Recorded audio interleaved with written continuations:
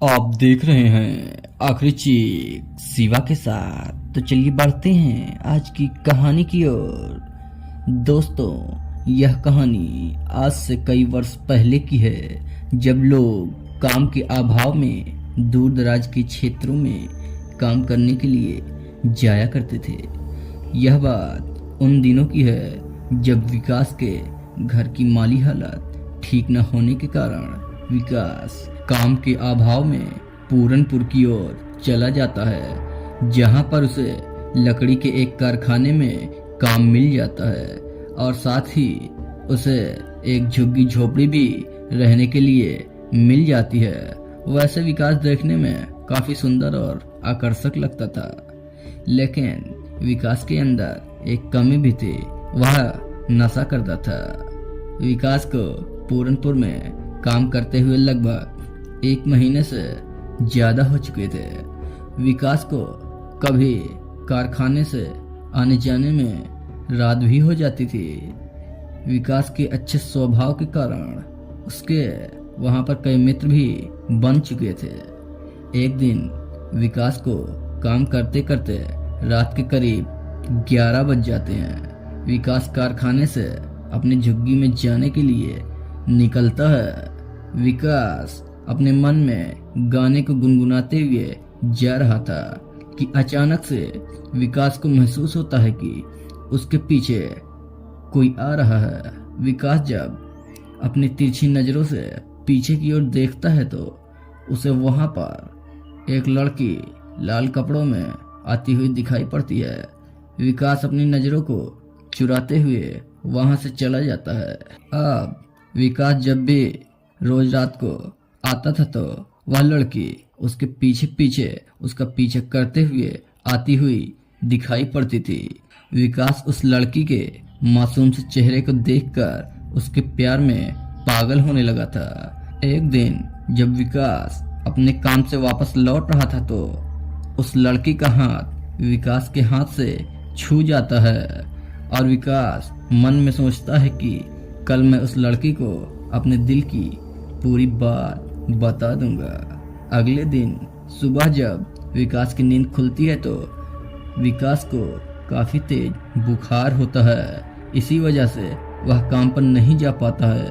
उसके कुछ साथी निशांत और शुभम दवा के लिए उसे ले जाते हैं और दवा कराकर उसे लाकर उसके कमरे पर छोड़ जाते हैं, जिस कारण विकास काम पर नहीं जा पाता है। रात के करीब 12 बज रहे होते हैं कि अचानक से विकास के कमरे का दरवाजा कोई खटखटाता है और विकास जब दरवाजे को खोलता है तो वही लड़की विकास के सामने खड़ी हुई अपने हाथों में फल लिए हुए दिखाई पड़ती है।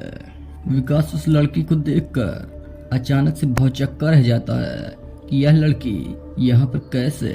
वह लड़की विकास से बोलती है, अंदर आने को नहीं कहोगे क्या? विकास उस लड़की को अंदर आने के लिए कहता है और दोनों वहां पर बैठकर कुछ बातें करने लगते हैं और दोनों एक दूसरे से अपने मन की बात कह देते हैं। अब यह सिलसिला रोज का चल चुका था। वह लड़की रोज रात को आती थी और विकास से बातें करती और उसके साथ रहती थी। सुबह होते ही वह लड़की वहां से चली जाती थी। अब विकास की तबीयत और खराब होने लगी थी, जिस कारण विकास चारपाई से उठ भी नहीं सकता था। विकास जिस एरिया में रहता था वहां पर माँ दुर्गा का पंडाल लगने वाला था और उस पंडाल के नजदीक ही विकास का कमरा था, जिस कारण 9 दिन तक वहां पर माता का जगराता होने वाला था।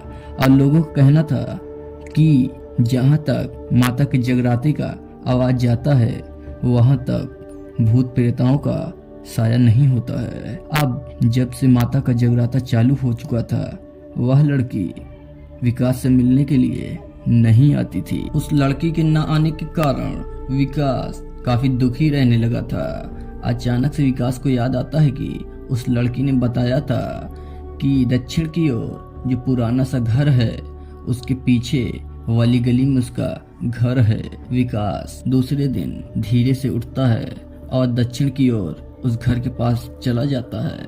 विकास जब वहां पर जाता है तो वहां उस पुराने खंडहर से घर को देखकर उसके पांव के नीचे की जमीन खिसक जाती है और वहां पर वह बगल में लगे हुए एक बोर्ड को पढ़ता है जिसमें लिखा होता है, वहां पर एक बोर्ड लगा हुआ होता है जिस पर लिखा हुआ होता है, सावधान, इस घर में भूत प्रेत आत्माओं का वास है। विकास यह सब पढ़ते हुए अचानक से डर जाता है और वहां पे खड़े लोगों से पूछता है यह घर किसका है। तब वहां पर एक बुजुर्ग आदमी विकास को बताता है कि बेटा, यहाँ पर पहले 4 डायन रहती थी जो लोगों को अपने हवस का शिकार बनाती थी और उनको मारकर अपनी जवानी को बरकरार रखती थी। जब लोगों को इसके बारे में पता चला तो लोगों ने उन 4 डायनों में से 3 डायनों को पकड़कर आग के हवाले कर दिया। आज भी लोगों का मानना है कि एक डायन जिंदा है जो लोगों को अपने हवस का शिकार बनाती है और उन्हें मारकर उनका खून पीकर अपनी जवानी को बरकरार रखती है। विकास यह सब सुनकर डर के मारे कांपने लगता है। यह सब सुनकर विकास मन में सोचता है कि वह लड़की जिस दिन से मेरे यहाँ आती है उसी दिन से मैं बीमार हूँ। विकास यह सब सोचते हुए अपने कमरे में सो जाता है। रात के करीब 12 बज रहे होते हैं कि विकास के घर का दरवाजा कोई खटखटाता है। विकास डरते हुए जब दरवाजे को खोलता है तो वही लड़की विकास के सामने खड़ी होती है। विकास उससे पूछता है कि तुम कहाँ गई थी, इतने दिनों तक क्यों नहीं आई। तब वह लड़की बोलती है, मुझे किसी काम से बाहर जाना था, मैं बाहर चली गई थी। विकास बोलता है ठीक है। वह लड़की कुछ समय तक वहां रहती है। उसके बाद जाते वक्त बोलती है कि विकास, कल मैं आऊंगी और तुम्हें हमेशा के लिए अपने साथ अपने घर ले चलूंगी। विकास यह सब सुनकर मन में ही डर के मारे अकुलाने लगा था। विकास उस लड़की के जाते ही घर से निकलकर बाहर गांव में बने एक कुटिया में रहने वाले पुजारी के पास जाता है और वहां पर पुजारी जी से पूछता है कि पुजारी जी, ऐसी ऐसी बात है। पुजारी बताता है कि वह लड़की कोई और नहीं, वही डायन है जो अब तुम्हें नहीं छोड़ेगी, इसलिए तुम पूरनपुर को छोड़कर दूर चले जाओ। विकास दूसरे दिन ही पूरनपुर को छोड़कर दूर अपने गांव में वापस चला आता है। तो दोस्तों, अगर आपको हमारी कहानी पसंद आए तो हमारे चैनल को सब्सक्राइब करें। धन्यवाद।